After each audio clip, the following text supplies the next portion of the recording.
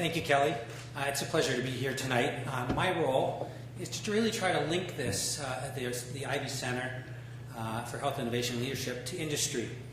And on behalf of the advisory board, which does contain many leaders from industry. Today's announcement is a promising step towards real change for providers, patients, healthcare technology, and the health system as a whole. As a member of the Ivy Center for Health Innovation and Leadership Advisory Committee, I've offered my viewpoint on how best to shape this important center's visions and goals.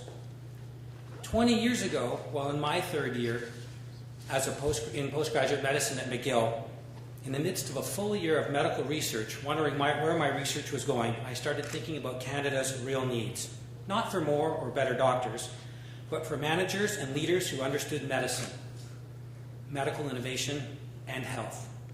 I talked with my dean, Dr. Richard Cruz, and he agreed. Little did I know that the next few conversations would lead me to what was then the University of Western Ontario Business School, now Ivy, and to some of the true visionaries who were there, including Jim Hatch, and who are here with us today. Through those years, an initiative such as this was just a dream. I've been involved in building several medical technology companies as a scientist, as a founder, a president and CEO, a director and advisor.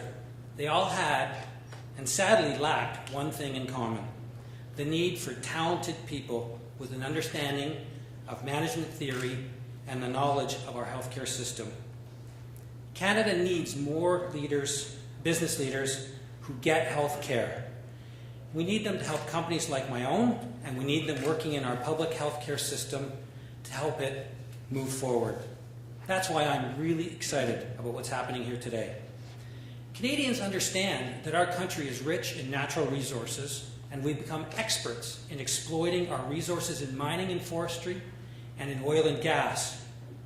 Canadians understand that from an international viewpoint, our healthcare system is the envy of the world. What they don't understand is that the offshoot of this system is innovations such as leading-edge research, technology, new systems, and information. As such, we need to understand that as we move forward and not just talk about building a knowledge-based economy, is that our healthcare system, which includes innovations, needs to be thought of as a national resource that needs to be mined. We're launching the Ivy Center for Health Innovation Leadership with an ambitious mandate to develop leaders by giving them the skills to lead, to shape, and change the healthcare system in Canada and globally. A mandate that is needed and one that I believe in. No one has ever said that Dr. Leach, Dean Stevenson, and the rest of the Ivy Business School was shy about having great ambition. My commitment to training the new Canadian health leaders has involved my personal and financial support for the Health Sector MBA program at Ivy. I encourage others to do the same and become corporate sponsors of the Ivy Center for Health Innovation and Leadership.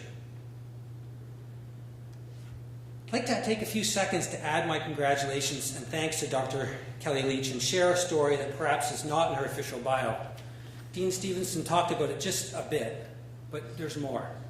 In 2008, Dr. Leach served as the federal government's advisor on the health and wellness of children and youth. Her report, titled "Reaching for the Top," is a call to action for government and industry on key issues affecting Canadian children and youth. An important recommendation from that report called for a greater public-private partnership to bring industry together to address the issues of children's health and safety.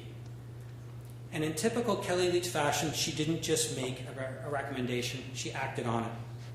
Dr. Leach founded the Sandbox Project, a new charity dedicated to improving the health of children across Canada. I'm sure she would welcome the opportunity to speak to anyone here about that initiative as well. On behalf of the advisory board, let me conclude with a request that you keep this thought top of mind. That is, and I repeat, our healthcare system, which includes innovation, needs to be thought of as a national resource that needs to be mined. And to do that, we need leaders who get business and get health care, and we need your support.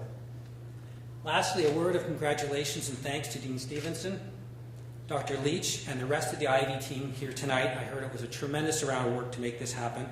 They deserve our thanks and our appreciation for the foresight and leadership they have shown in developing this center and for taking a leadership position in tackling some of the largest challenges facing our society today. With that, I'll turn it back to Dr. Leach to introduce our special guest, the Honorable Mr. Jim Flaherty.